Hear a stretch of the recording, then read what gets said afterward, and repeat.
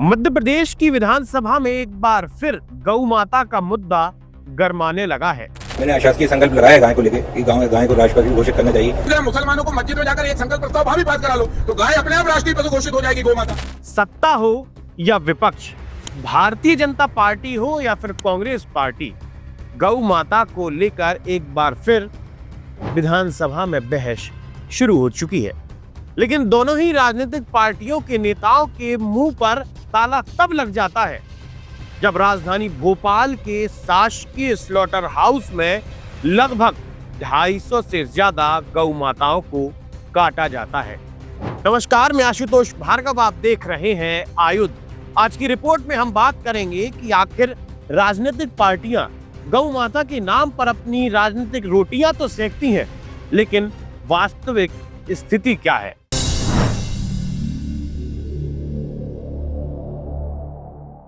मध्य प्रदेश की राजधानी भोपाल के सरकारी स्लॉटर हाउस, जो कि भोपाल नगर निगम द्वारा संचालित किया जाता था, जिसे संचालन करने वाला था असलम चमड़ा, जो कई सालों से स्लॉटर हाउस को चला रहा था, उसमें लगभग 250 से ज्यादा गौवंश की हत्या की गई।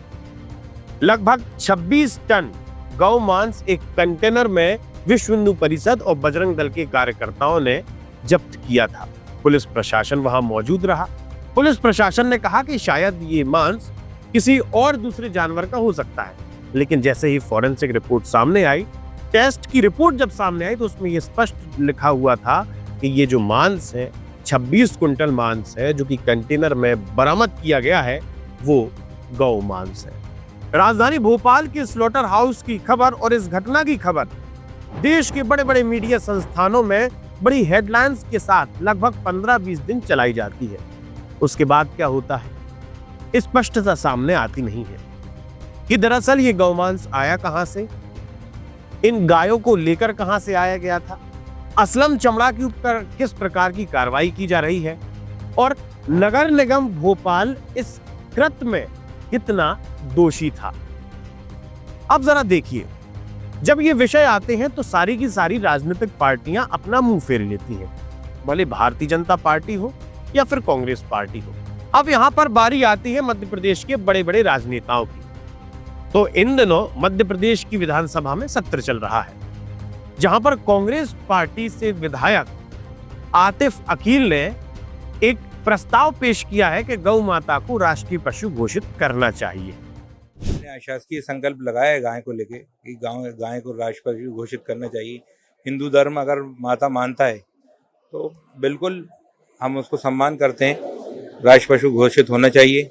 अंतिम अगर डेथ हो जाए तो अंतिम संस्कार भी हो, और चमड़े का व्यापार, इस चीज का व्यापार भी बिल्कुल बंद होना चाहिए। इस बयान के बाद मध्य प्रदेश की राजधानी भोपाल से हुजूर विधायक रामेश्वर शर्मा ने कहा है कि एक बार जो आतिफ अकील बार बार ये कह रहे हैं कि गौ माता को राष्ट्र पशु बनाना चाहिए, ठीक है, बनाना चाहिए, लेकिन मस्जिदों में जो मौलवी हैं वो ये लाउड स्पीकर पर क्यों नहीं कहते कि गाय काटना गलत है, और गाय काटने वाले लोग है कौन? आखिर गौ माता को काटने वाला कसाई कौन है? आप हमारे भतीजे हो यार, आप थोड़ा सा सीख लो। बस जाकर ताजो जो मस्जिद में नमाज हो, उस दिन अल्लाह की कसम खाकर सारे मुसलमान तय कर दे कि किसी भी कीमत पर गाय नहीं कटने दी जाएगी।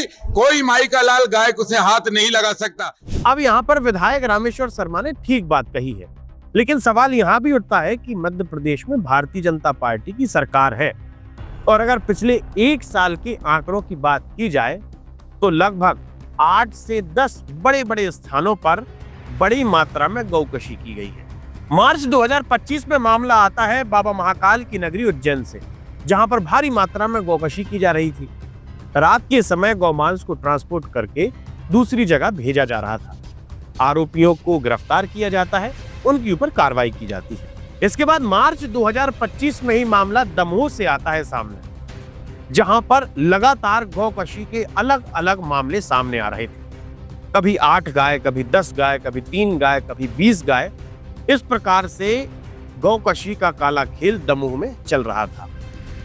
छोटे छोटे घरों में अवैध तरीके से स्लॉटर हाउस चलाए जा रहे थे। रात के समय गायों को लाया जाता था, गाय काटी जाती थी, उनके मांस को रैप किया जाता था और दूसरी जगह भेजा जाता था।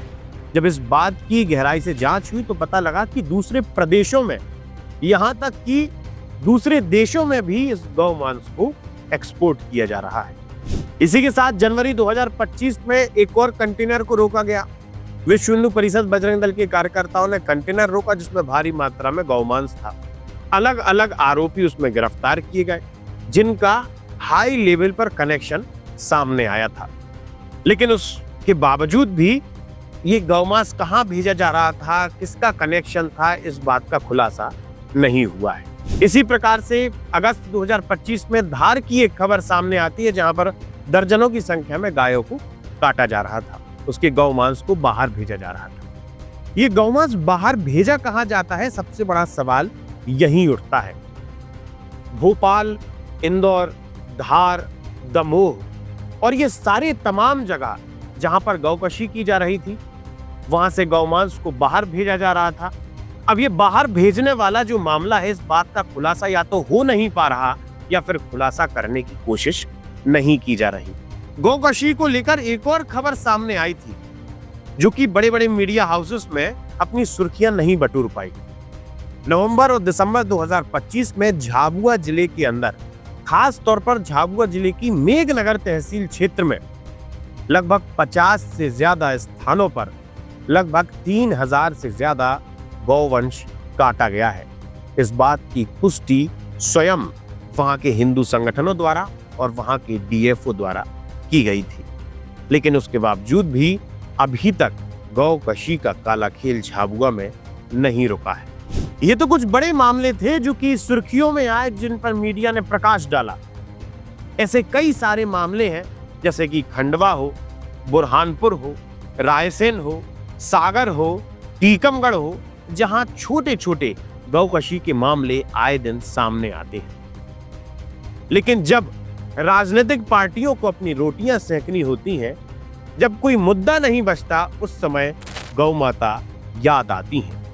गौ माता का मुद्दा सभी के लिए बहुत संवेदनशील है। पिछले वर्ष मतलब साल 2025 मध्य प्रदेश में गौ रक्षा संवर्धन वर्ष के तौर पर मनाया गया।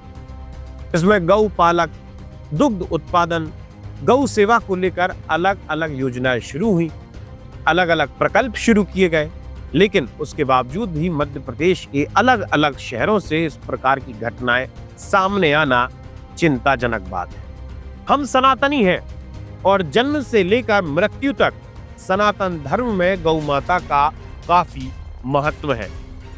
जिस पशु को हम माता का दर्जा देते हैं, उस पर सिर्फ और सिर्फ राजनीति होती है। सवाल ये भी उठता है कि गौवध करने वाले लोग कौन हैं, किस धर्म से आते हैं, किस समाज से आते हैं। मैं तमाम सारे राजनेताओं से ये अपील करूंगा कि बयानबाजी की जगह ग्राउंड पर उतरिए और जहां गौकशी हो रही है, जहां अवैध तरीके से गौवंश को लाया जा रहा है, उन्हें काटा जा रहा है, एक्सपोर्ट किया जा रहा है, उसकी गुत्थी सुलझनी चाहिए।